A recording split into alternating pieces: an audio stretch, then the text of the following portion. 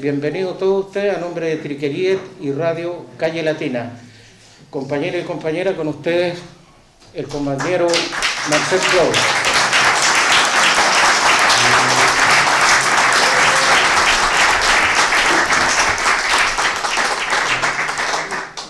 Bueno, está de más decir que es un agrado estar acá con tanto entusiasmo, con tantas buenas vibras detrás de una idea, de un proyecto, de una convicción.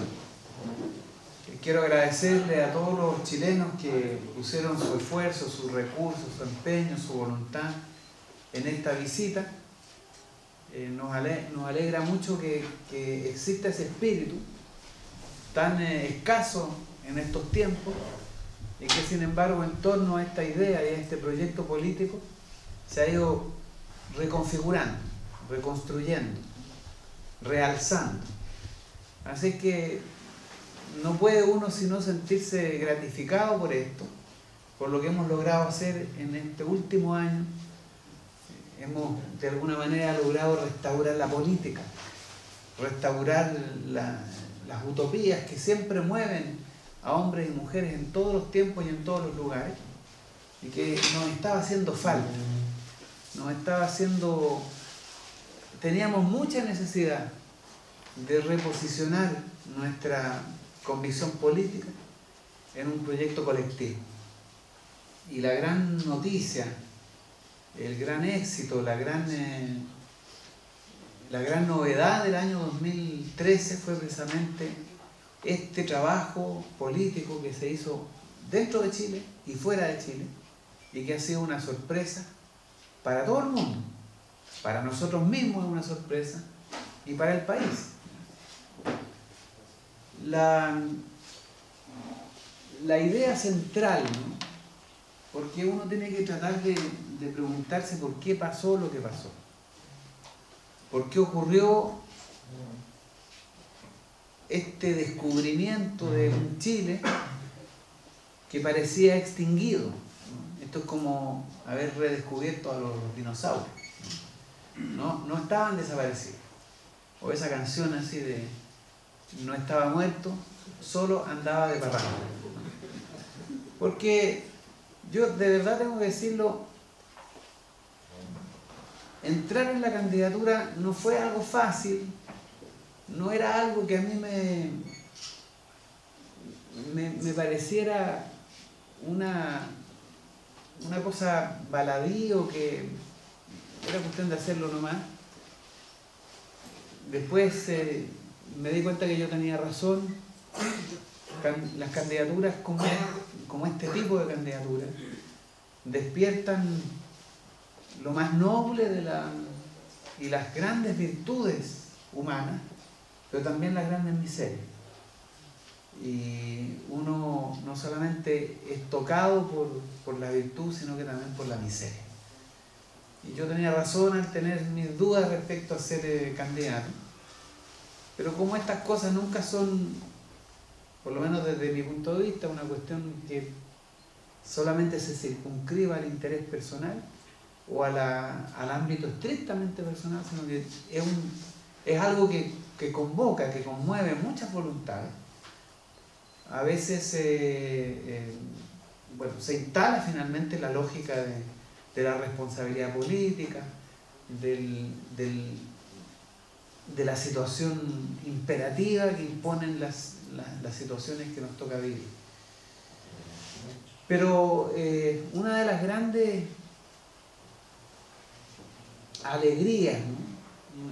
Una de las cosas sorprendentes y sorprendente desde el punto de vista positivo que fue esta candidatura, fue descubrir el tercer Chile. No solo el Chile de los grandes números macroeconómicos que lo vemos todos los días en la televisión, el país exitoso, que logra éxitos en todos los lugares del mundo, que no es corrupto, que es el más feliz, que todo está resuelto, que las instituciones funcionan, ¿no? Y que se expresa eso en edificios faraónicos, en en concentraciones de la riqueza descomunales y hasta impropias, ¿no? Inmorales, diría yo. Ese Chile ya lo conocemos bien. El otro Chile, el de la pobreza, el que sufre, el que tiene necesidades urgentes, el de los hospitales sin médicos, sin camas, sin recursos, sin suministros, el de las escuelas públicas desprovistas, ¿no? El de los viejos con pensiones indecentes, ¿no? El del medio ambiente destruido. De ese Chile también paulatinamente hemos ido conociendo. Pero entre esos dos Chiles había una suerte como de vacío, como de cultivo de la desesperanza. Y eso se veía fuera de Chile y se veía dentro de Chile. Y ese grupo de chilenos que alguna vez fue activo, determinante y gravitante en la caída de la dictadura, en la puesta en juicio, ¿no? No se olviden que fueron los chilenos del extranjero que lograron movilizar las fuerzas positivas del imperio para poner a Pinochet en entredicho y mantenerlo aquí en Europa una buena cantidad de tiempo sometido a proceso. Fueron los chilenos. Bueno, ese Chile había de alguna manera perdido vitalidad.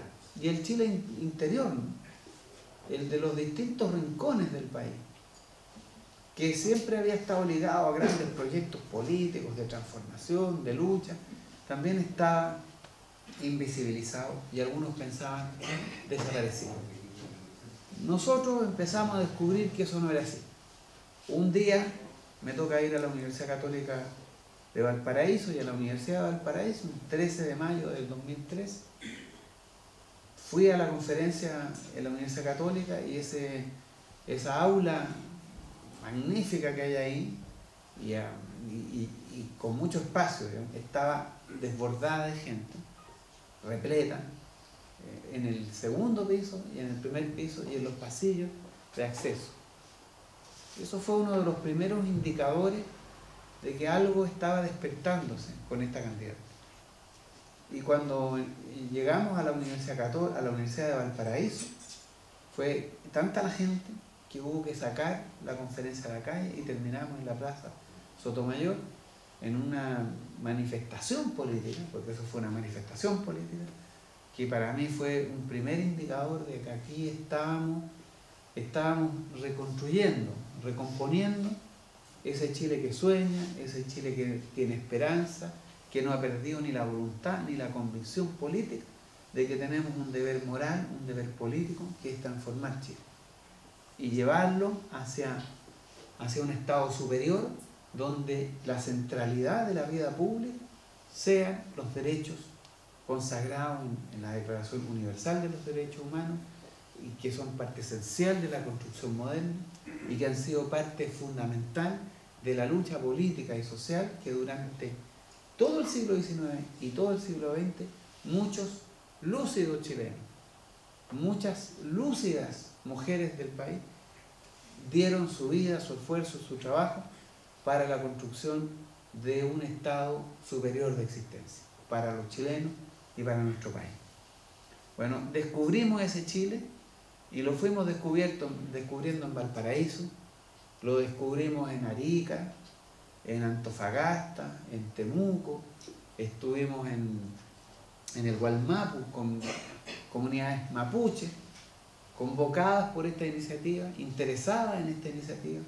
Estuvimos en San Pedro de Atacama, en el Valle del Elqui, en Puerto Montt, en Aysén, y en los lugares más recónditos que ustedes puedan imaginarse, había un grupo importante de chilenos. Y quedó pendiente la visita a Europa, que también fue una sorpresa. Ustedes no saben hasta qué punto el trabajo que ustedes hicieron fue una nota de sorpresa. Nadie desde allá mandó a ningún personero, a ningún enviado, a ningún secretario, a ningún mensajero, ni nadie llamó por teléfono a ninguna persona aquí en Europa para decirle, oye, por favor, organicen el frente externo. Esto fue una cosa autoconvocada. Y se hizo acá, en Estocolmo, en Madrid, en Alemania, en todas las ciudades de Alemania se organizó un comando,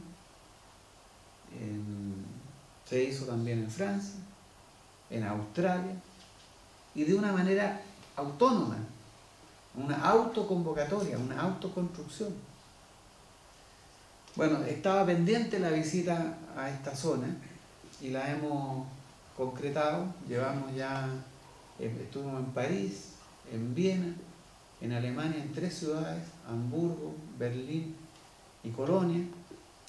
Después llegamos a Estocolmo. Excelente toda la visita hasta ahora, agotadora por supuesto, y nos hemos encontrado de nuevo con ese Chile que tiene una voluntad inquebrantable de trabajar políticamente en la transformación y en la construcción de un nuevo Chile, en la refundación de Chile.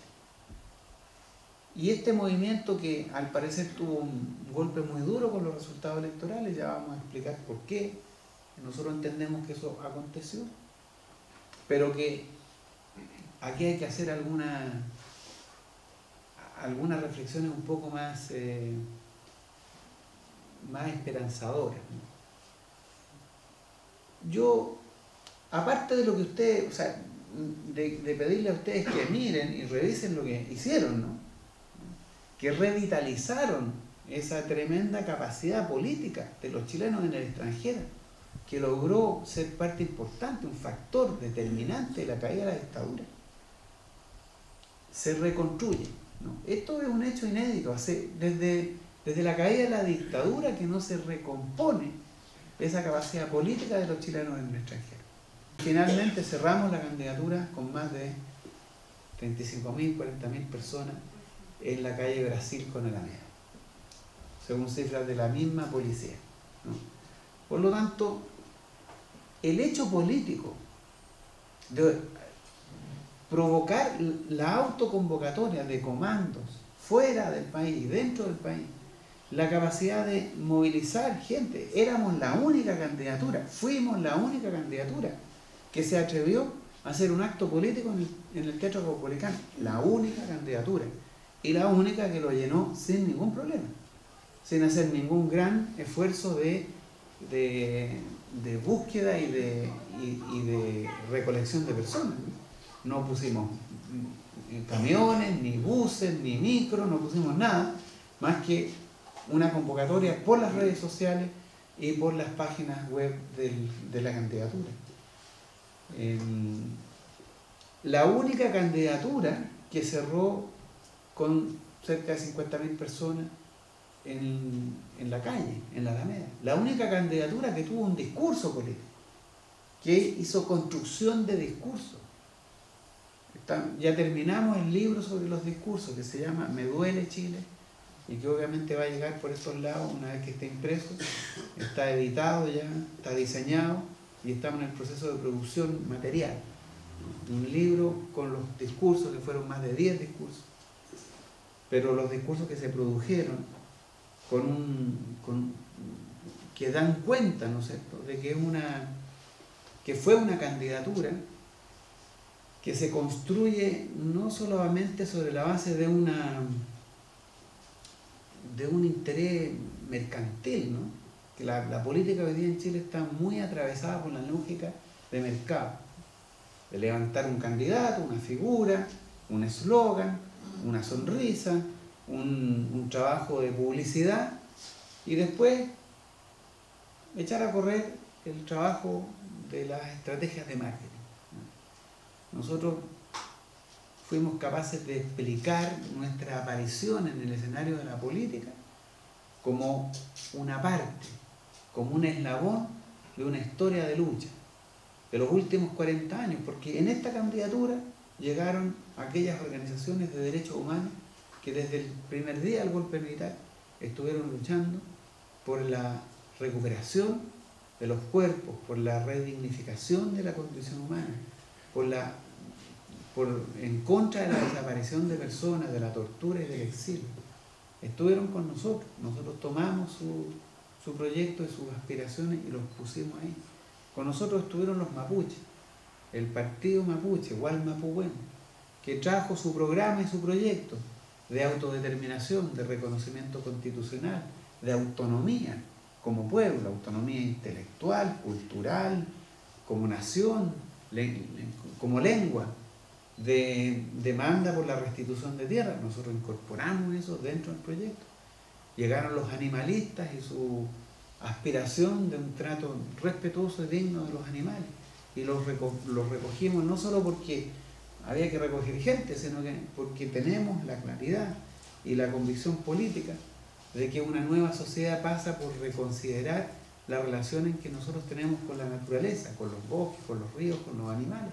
Y entendemos que tiene que surgir de una nueva manera de habitar el mundo, una relación de respeto, de dignidad, de consideración igualitaria, de otras formas de vida, con derechos, ¿no? y con la concepción de que no podemos seguir pisando el mundo, caminando el mundo, sobre la base de que todo lo otro que está en nuestro alrededor es un insumo, un medio, un instrumento, un recurso para la vida feliz de la condición humana.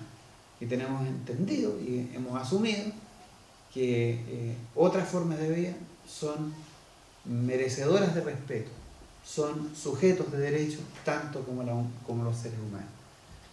Fuimos un proyecto que se planteó profundamente latinoamericanista, y no a la manera del discurso de los 60, no a la manera de lo que en algún momento fue una mirada latinoamericanista que reconocía la urgente necesidad de una patria grande, de países, de estados latinoamericanos. Nosotros hablamos de un latinoamericanismo que se funda en los pueblos, un poco recogiendo el legado de una de las figuras más notables del siglo XIX, el último libertador de América de la primera luchas por la independencia y el primero de las segundas independencias, ¿no? Que fue José Martí, que planteó la idea de construir una América nueva, una nuestra América, sobre la base de reconocer no solo que existían negros, que existían pueblos originarios, mestizos, inmigración europea, sino que existían cosmovisiones, culturas, lenguas, y con todas ellas deberíamos ser capaces de construir un estilo universitario, una universidad americana, una cultura americana, instituciones americanas que recogieran no solo la existencia de la diversidad racial, por decirlo así, por darle un nombre, sino que también la diversidad cultural, la diversidad cósmica, ¿no? Las cosmovisiones distintas. Con todo eso era América para Martí, y entendía que tenía que ser parte de una construcción armónica de esta América que él pensaba debería ser de integración armoniosa y respetuosa de todas esas herencias, porque América es eso, ¿no? En esa dirección nosotros decimos, nuestro latinoamericanismo era y es un latinoamericanismo que se basa en el reconocimiento de cosmovisiones, de pueblos, de culturas, de lenguas, que deben ser parte de una construcción nueva que nos debe llevar a proponer un orden económico, un orden político, un orden social, un orden cultural, que permita integrar todo ese aporte. Esa es nuestra visión latinoamericanista, y pudimos en el discurso establecer claramente nuestra explicación. ¿Por qué somos? ¿Por qué nacemos? ¿Por qué existimos? No es un producto más de supermercado, no es una nueva Coca-Cola, no es un nuevo par de zapatos ni una nueva marca de automóviles. Es un proyecto político que está situado en nuestro tiempo, en la segunda década del siglo XXI, y que tiene una herencia histórica en Chile, porque recoge la lucha de los últimos 40 años, pero también recoge la lucha de los 500 años previos a nuestra existencia temporal, pero a pesar de ser tardío o muy avanzado en el tiempo, no deja de estar relacionado, ¿no?, con el fenómeno de América, ¿no?, de esta América que surge y que nace y que se explica por el desarrollo del capitalismo. Nosotros lo dijimos. Y hay estudios que lo han documentado. América se inventa, entre otras cosas, para darle viabilidad, para darle capital al proceso de acumulación capitalista global. Wallenstein, cuando inventa o desarrolla su idea del sistema mundo, nos explica de una manera clara cómo se hace ese proceso, cómo la invención de América es un fenómeno para integrarlo a este fenómeno gigantesco que fue el sistema mundo y que no es más que el orden capitalista. Un orden capitalista que para sustentarse necesitaba dos fuentes primordiales de generación de riqueza, ¿no? Porque el capitalismo es básicamente una máquina de producción de riqueza, de generación de riqueza, concentrada y acumulada en esta burguesía local y multinacional. Y necesitó 400 años de esclavitud. 400 años de esclavitud. A veces uno, y de hecho uno a veces intenta preguntarle a un economista, tanto recién salido de la universidad o con años de experiencia, que le expliquen, pregúntenle ustedes, cuando se encuentren con un economista, que le explique cómo pasamos de la vela encendida a estas ampollas. ¿Cómo pasamos de trasladarnos a caballo a trasladarnos en aviones, en transatlánticos, en TGV, trenes de alta velocidad? ¿Y cómo lo hicimos en tan poco tiempo? ¿Cómo se hizo en tan poco tiempo? Y pocos economistas son capaces de darle una explicación que sea relativamente plausible, ¿no?, atendible, porque normalmente el economista clásico, el economista que no ha pensado mucho más allá de lo que le han enseñado, le va a explicar que esta gran acumulación de capital se explica porque algunos ahorran y otros no ahorran, porque algunos trabajan más y otros trabajan menos, ¿no? Yo creo que no es atendible esa explicación, que la verdad no hay por dónde, ¿no?, que pueda uno explicarse todo este fenómeno gigantesco de capital, de masas de capital, si no vamos un poco hacia atrás y vemos que el capitalismo requirió de algo que no fue poco despreciable, que fueron 400 años de esclavitud. Imagínense tener a gran parte de la clase trabajadora haciéndolo por el plato de comida. Imagínense lo que significa eso. Piensen ustedes que el trabajo en el capitalismo es uno de los costos más altos y de los problemas más graves que tiene el capitalismo para ordenar el proceso productivo. Porque yo invito a que lean este libro, que seguramente todos ustedes lo han leído, pero mírenlo ahora desde otra perspectiva, no solamente desde esta mirada más bien ética que tiene Galeano, ¿no?, sobre las venas abiertas de América Latina, ¿no? Uno lo mira y dice, bueno, mira, qué triste ha sido la historia de América Latina. Pero ese libro nos permite a nosotros darnos cuenta de el sentido, la razón de la invención de América.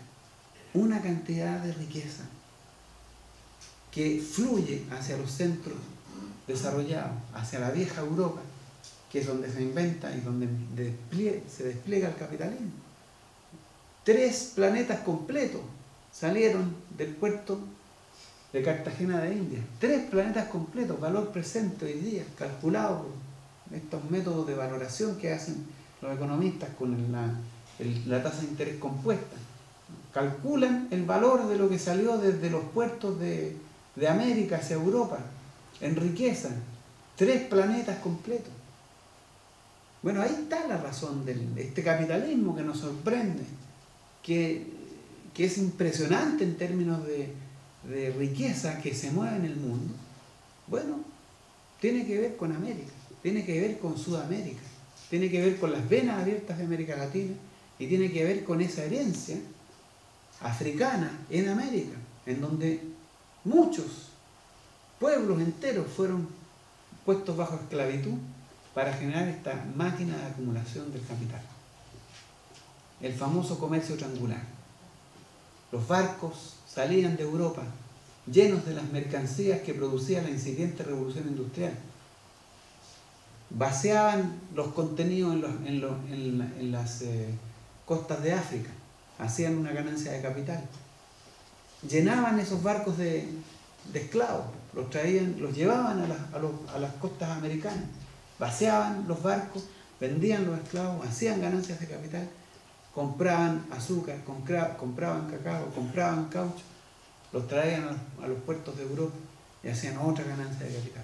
200, 300, 400 años haciendo eso, el comercio triangular, base del desarrollo de la banca capitalista, base del desarrollo de la industria de construcción de barcos, base del desarrollo del comercio internacional, del desarrollo de la industria.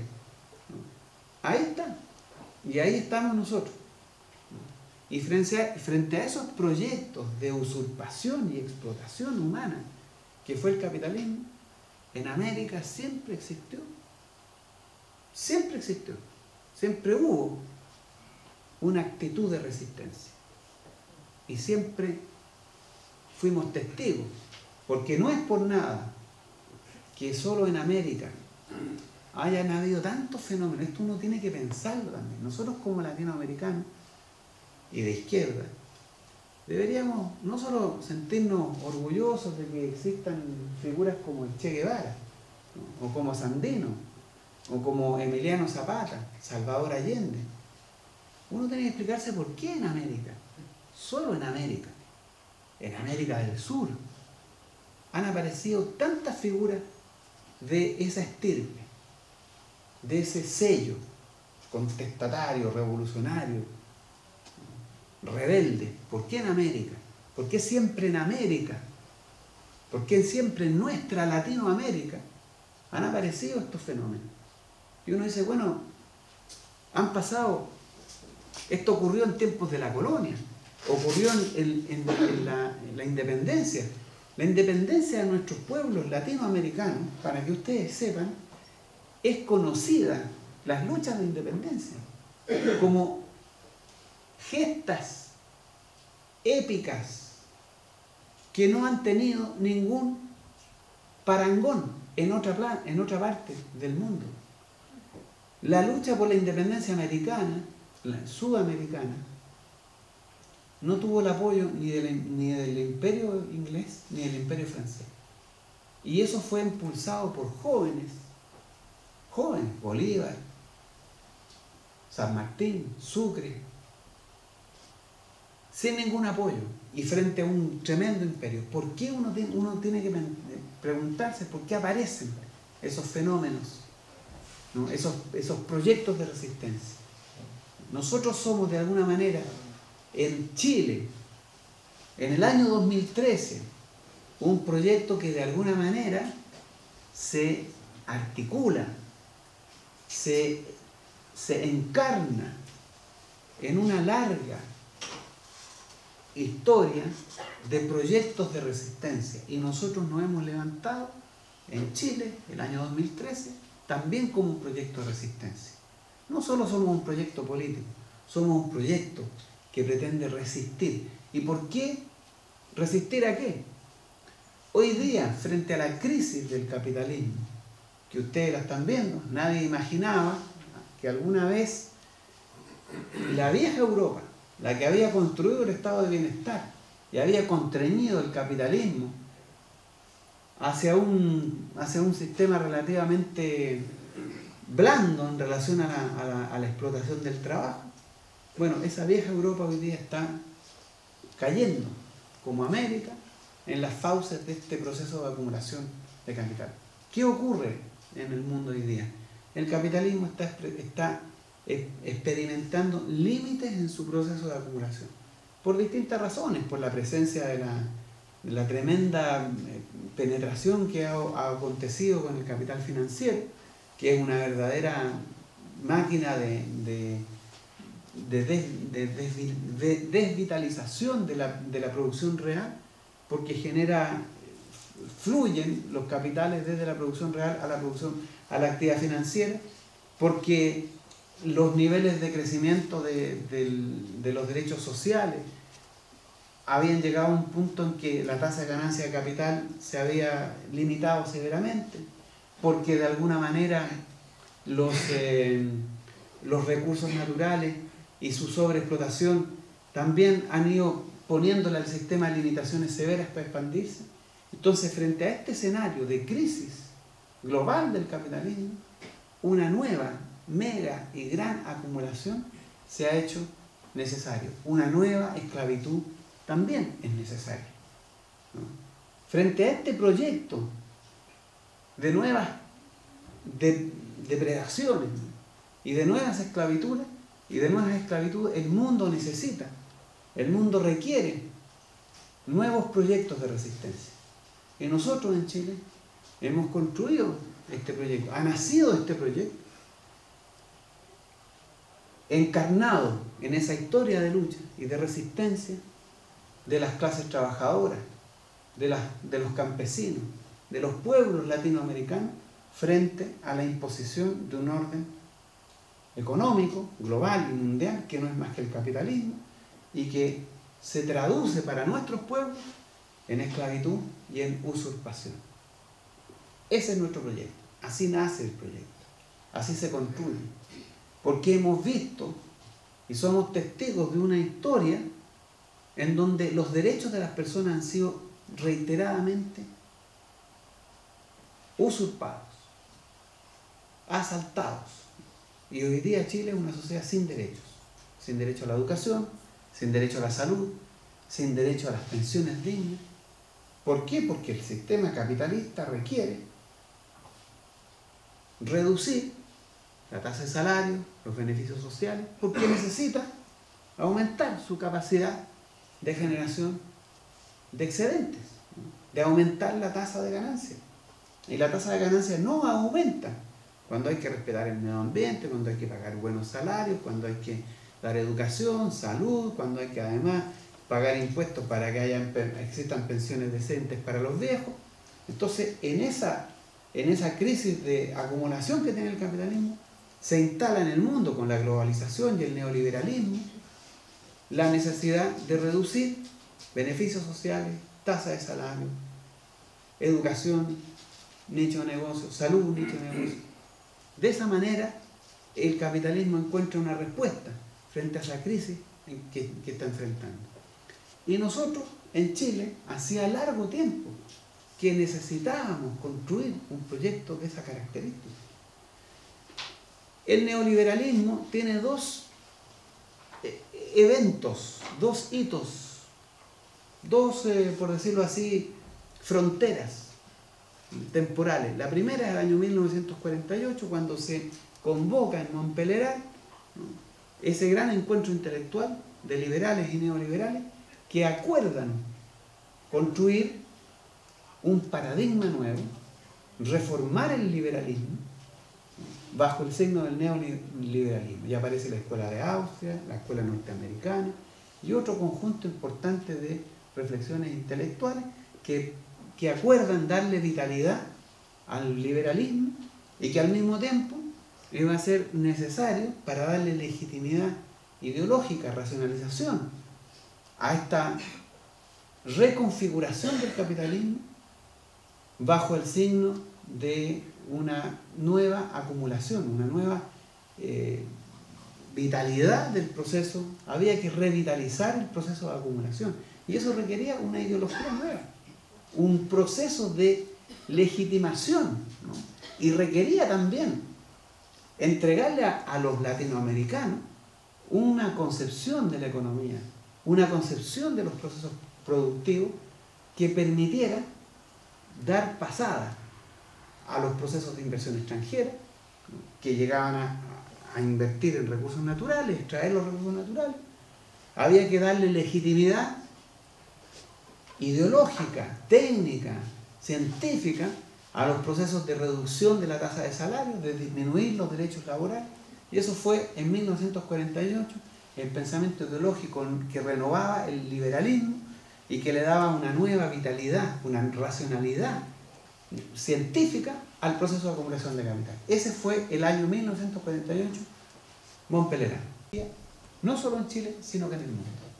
Y nosotros necesitábamos hace mucho tiempo en Chile construir un proyecto que diera cuenta de esto, que leyera la situación de esta manera y se planteara con la vocación y la voluntad de levantarse como una propuesta de resistencia ideológica, política y social frente a esta ideología, y además que tuviera la pretensión de luchar contra estos procesos de reinstalación de la brutalidad del capitalismo y sus formas de acumulación primitiva, primaria.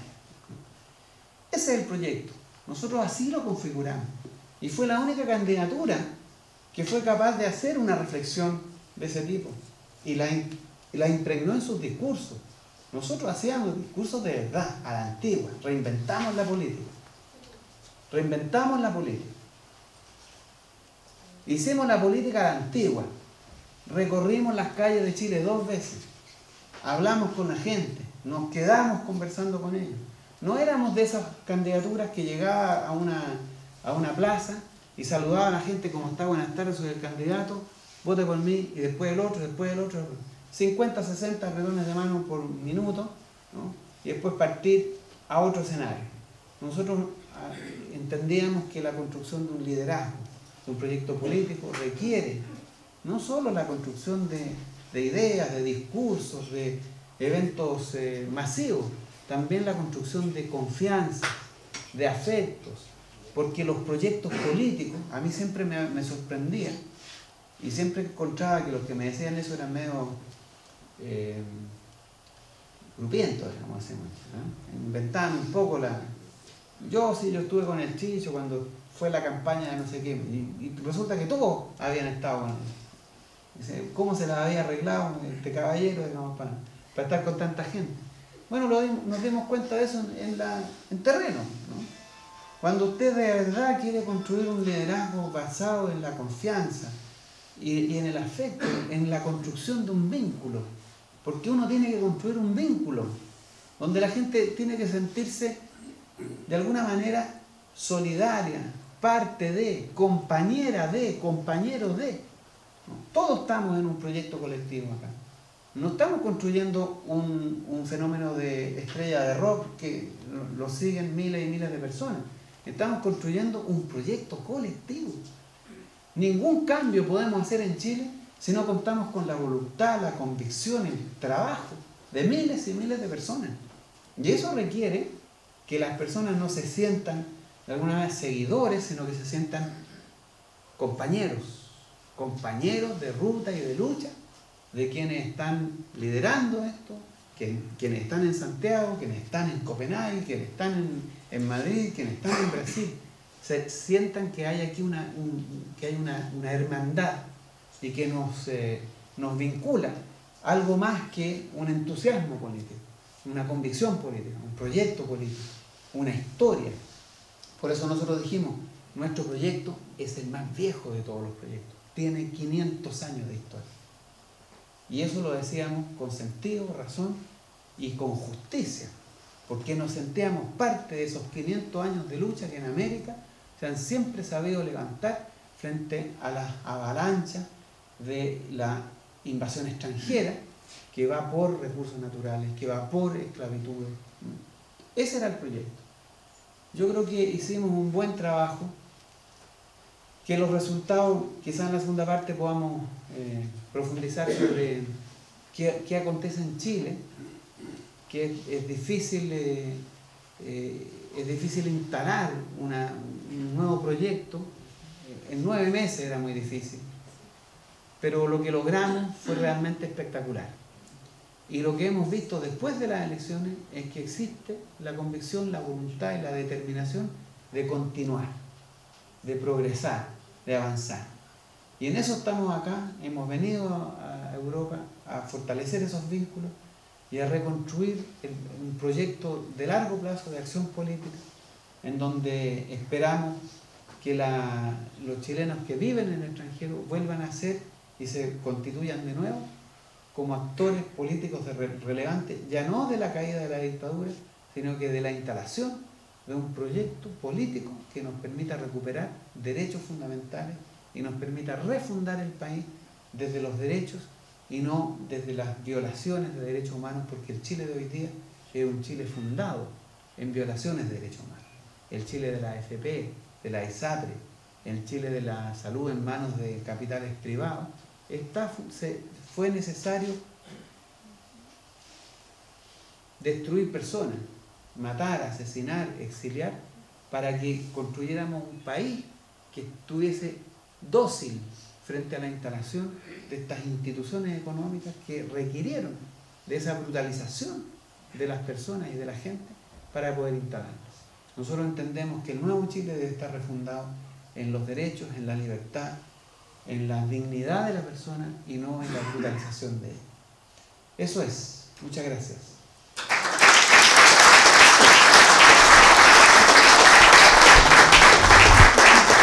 Muchas gracias, compañeros y compañeros. Yo los invito ahora a que tomen una pausa, aproximadamente de 15 minutos.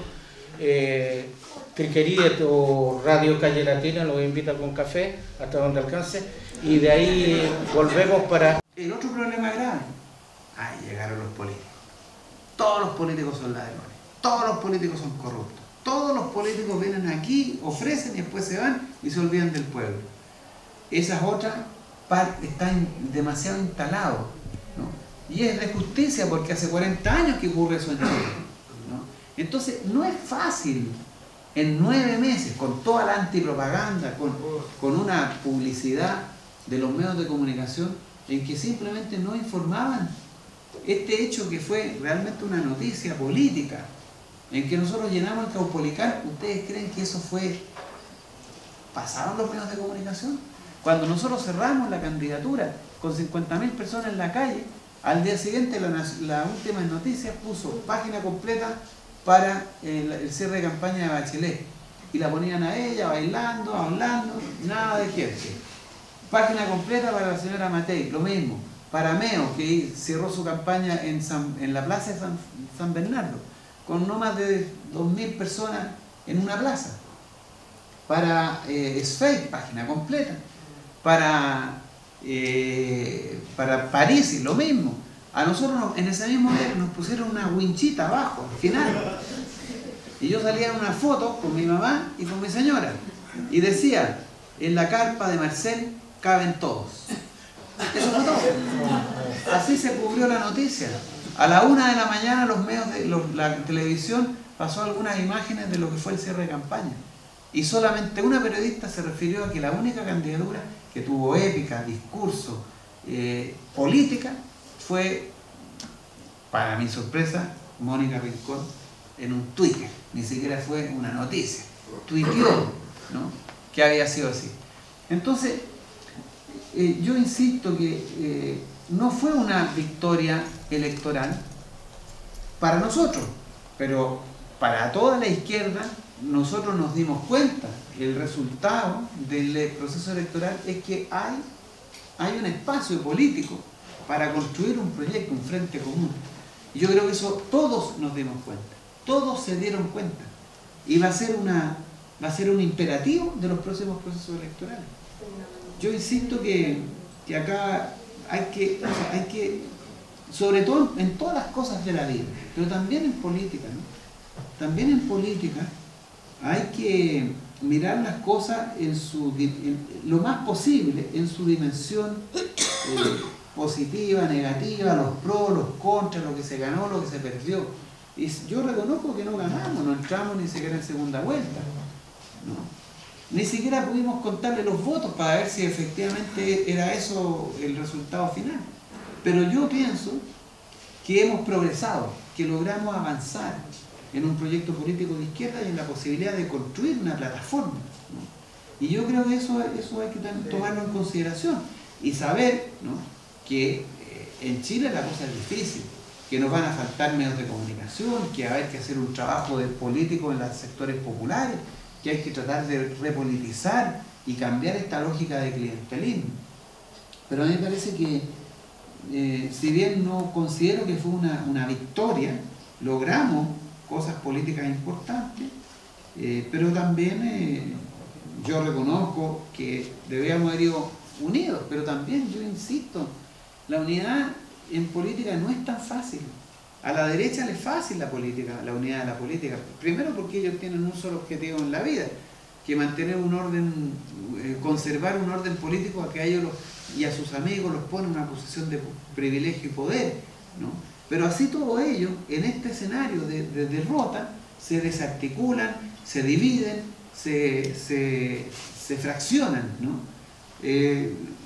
A la izquierda, a veces la misma izquierda le plantea horizontes y exigencias que son más allá de lo que la realidad impone, y después de 40 años de derrota tras derrota, de caída del muro de Berlín, de golpe militar, de hegemonía neoliberal en todo el planeta, de delegitimación del socialismo, o sea, lograr reconvertir, revertir esos procesos no es una cosa tan fácil, y no se puede llegar de la noche a la mañana a pensar que porque levantamos una candidatura que tenía cierta vitalidad y convocaba emotivamente, esto significaba que íbamos a ganar las elecciones. Yo creo que la cosa es un poco más complicada, es más compleja, y que de esto que aconteció, que puede ser considerada una derrota, por una parte, que es una derrota, ¿no?, electoral, pero también es una victoria política, hay que sacar las conclusiones propias, ¿no?, y que nos sirvan, digamos, porque tampoco sirve hacerse el harakiri y decir todo esto está perdido, no sirve en política eso. Nosotros tenemos la obligación, el imperativo de avanzar y de conquistar un poder que nos permita llevar a la sociedad chilena hacia un estado superior de existencia. Entonces aquí nosotros, frente a la experiencia política y a los resultados políticos, lo que tenemos que hacer son análisis productivos, ¿no?, que nos permitan avanzar, que nos permitan ir más allá, y no de deprimirnos y derrotarnos y quedarnos en la casa y decir, bueno, una vez más, esperemos que en 40 años más vuelva un Hugo Chávez y ojalá que aparezca algo parecido en Chile para ganar una elección. Yo creo que no, yo pienso que la mirada que tenemos que tener es también optimista, también debe ser, debemos mirar las cosas desde el punto de vista de lo que nos permita avanzar, de lo que nos permita convocar, y eso pasa también por valorar, ¿no?, por valorar lo que logramos, ¿no?, por aquilatar lo que perdimos, reconocer cuál fueron nuestros errores. Uno de los grandes errores, ese fue un error mío, ¿no?, fue haber invitado a que se metieran en esta fiesta todos los que quisieran, y de repente llegó gente que no debe haber llegado nunca, ¿no? Y me lo dijeron varias veces, y yo dije, no, aquí la democracia tiene que funcionar, pero a veces uno confunde abrir las puertas, entran todos, ¿no?, gente de no muy de no muy óptima moralidad, ¿no? Y bueno, eso tiene sus consecuencias. Hay errores que se cometieron, que yo creo que ya están todos claros, se han dicho, se han requete contradicho, y sobre esos errores hay que enmendar rumbos, ¿no? Pero también saquemos las conclusiones positivas que esto nos trae para permitirnos avanzar y progresar en esto. Ahora,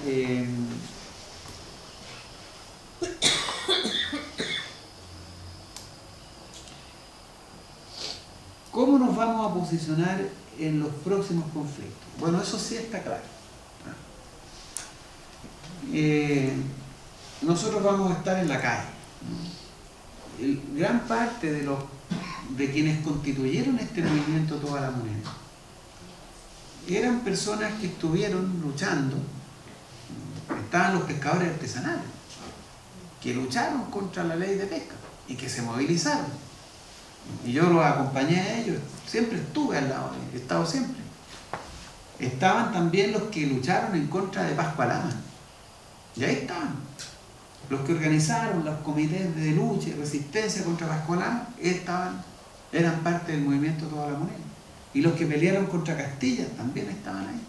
Y una parte importante del movimiento estudiantil.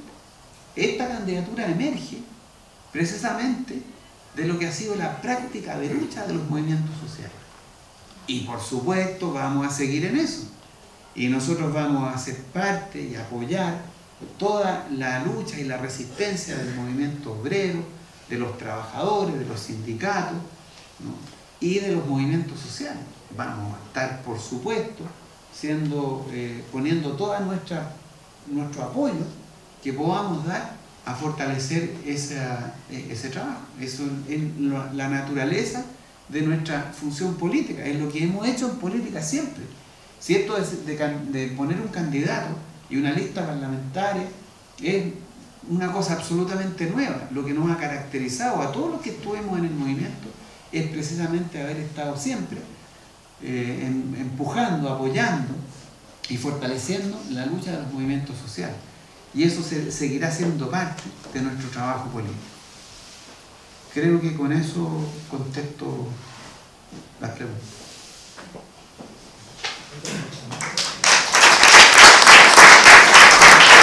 Y muy honestamente agradecerle vuestra presencia acá.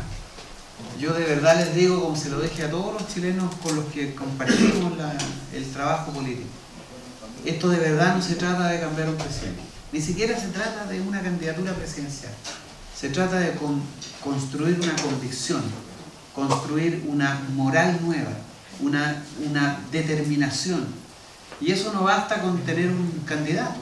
Nosotros necesitamos liderazgo en Europa, por eso les he insistido. Nosotros necesitamos que los chilenos que viven fuera del país vuelvan a ser un factor político determinante en la política chilena.